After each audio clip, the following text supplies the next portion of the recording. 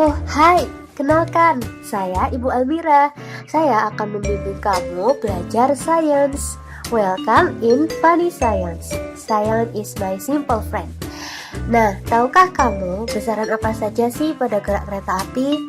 Gerak kereta api merupakan contoh dari gerak lurus. Yuk kita pelajari konsep gerak lurus berikut ini agar kita paham dan mengetahuinya.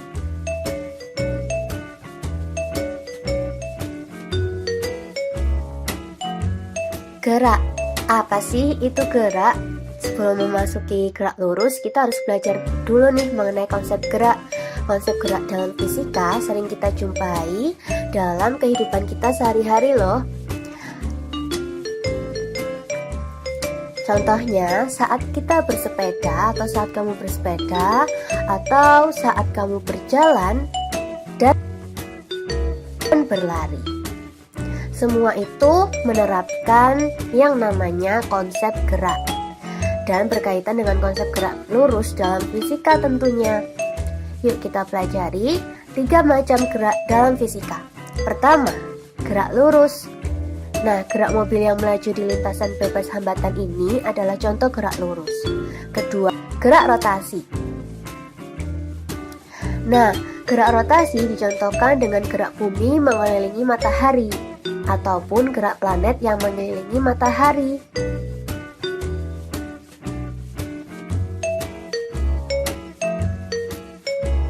Sedangkan macam gerak yang ketiga adalah gerak vibrasi.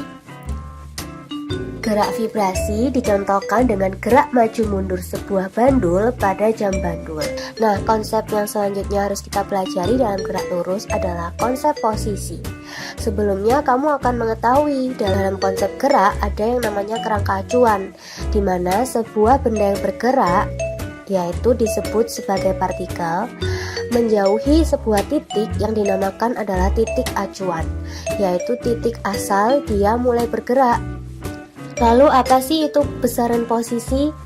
Tahukah kamu posisi itu merupakan besaran skalar atau vektor? Besaran skalar adalah besaran yang hanya memiliki besar atau nilai, sedangkan besaran vektor adalah besaran yang memiliki besar dan arah. Skalar atau besaran vektor ya. Nah, kalau besaran posisi termasuk ke dalam kelompok besaran skalar. Konsepnya adalah posisi memiliki makna yaitu adalah lokasi atau letak partikel benda pada suatu kerangka acuan. Yuk kita lihat animasi berikut ini.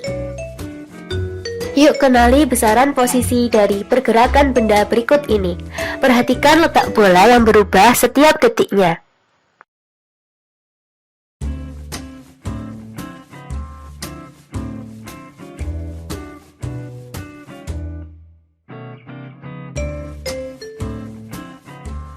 Bola bergerak sepanjang sumbu Y terhadap acuannya, yaitu saat posisi bola diam, yaitu pada titik A, X sama dengan 0. Nah, pada posisi D, bola menabrak dinding sehingga bergerak ke arah berlawanan. Perhatikan posisi bola di E, F, dan G. Setiap 1 detik, posisi dan gerak bola berubah. Mari kita kumpulkan data posisi bola yuk. Nah, ini dia data posisi bola X setiap waktu T. Jadi ada 2 besaran yang kita catat. Ada besaran posisi yang dilambangkan dengan X dan besaran waktu yang dilambangkan dengan T. Ini adalah data saat bola berubah-ubah posisi atau letaknya. Sekarang kita masuk ke besaran perpindahan. Apa sih besaran perpindahan itu? Tahu nggak sih kamu perpindahan itu termasuk pada kelompok besaran skalar atau besaran vektor?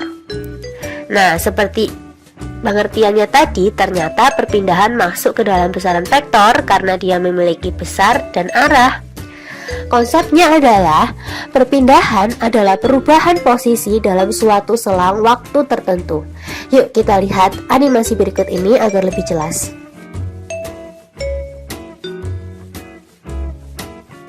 Nah, mobil listrik ini bergerak di posisi awal ke posisi akhir, yaitu dari X initial ke X final. Nah, perpindahan memiliki arah, teman-teman. Arahnya yaitu untuk arah ke atas dan arah ke kanan dilambangkan dengan tanda positif, atau dalam matematis digunakan lambang plus. Sedangkan untuk arah ke bawah dan arah ke kiri, perpindahan memiliki arah negatif atau dilambangkan dalam matematisnya dengan lambang minus. Karena itu, besaran perpindahan merupakan besaran vektor. Nah, sekarang apa sih perbedaan perpindahan dengan jarak? Kalau jarak adalah panjang lintasan yang dilalui benda atau partikel selama ia bergerak. Jarak itu tidak bisa bernilai nol, melainkan seberapa jauh lintasan yang ditempuhnya. Nah, contohnya pada animasi ini, mobil bergerak dari posisi awal ke posisi awalnya lagi dengan panjang lintasan yang sama, yaitu 8 meter. Maka, jarak tempuhnya adalah 2 kali setiap lintasan yang ia lewati, yaitu 8 meter. Jadi, panjang jaraknya adalah 16 meter. Sedangkan panjang perpindahannya atau besar perpindahannya adalah 0, karena dia berputar dari posisi awal kembali lagi ke posisi awalnya. Maka perpindahannya bernilai 0. Seperti itu. Nah, perbedaan mendasar mengenai perpindahan dan jarak disebutkan. Yang pertama adalah perpindahan hanya bergantung pada posisi awal dan posisi akhirnya saja, tidak bergantung pada lintasan. Sedangkan perpindahan bisa bernilai negatif dan positif. Bisa bernilai positif jika posisi akhir lebih besar dari posisi awal, atau saat benda bergerak dari arah kiri ke arah kanan searah sumbu X positif.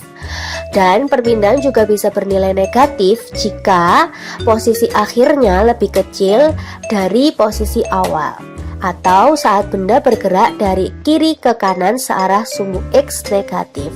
Seperti itu. Sedangkan kalau jarak, dia bergantung pada posisi awal dan posisi akhir dan meninjau pada besar atau jarak lintasan yang ditempuh. Oke, it's final. Sampai sini episode pertama mengenai pembelajaran sains pada konsep gerak lurus sudah selesai. You have finished it. Thanks for studying with us. See you in the next episode. Don't forget, put your heart, mind, and soul into even smallest acts. This is the secret of success. Sekian pesan Ibu untuk episode hari ini di episode pertama Gerak Lurus. Jangan lupa untuk subscribe channel ini, yaitu channel Almira Betari. Dan for more information silakan follow Instagram Ibu Almira Betari untuk lebih detailnya lagi dan berdiskusi mengenai sains, fisika, dan biologi. See you!